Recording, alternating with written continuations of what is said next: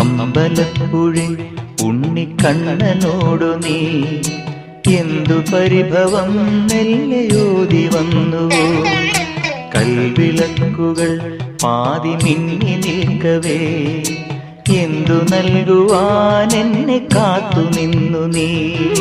തൃപ്രസാദവും മൗന ചുംബനങ്ങളും പങ്കുവയ്ക്കുവാനോടി വന്നതാണു ഞാൻ. രാഗചന്ദനം നിന്റെ നെറ്റിയിൽ തൊടാൻ ഗോപകന്യയായോടി വന്നതാണു ഞാൻ. അമ്പലപ്പുഴി ഉണ്ണിക്കണ്ണനോടു നീ എന്തു പരിഭവം മെല്ലയോ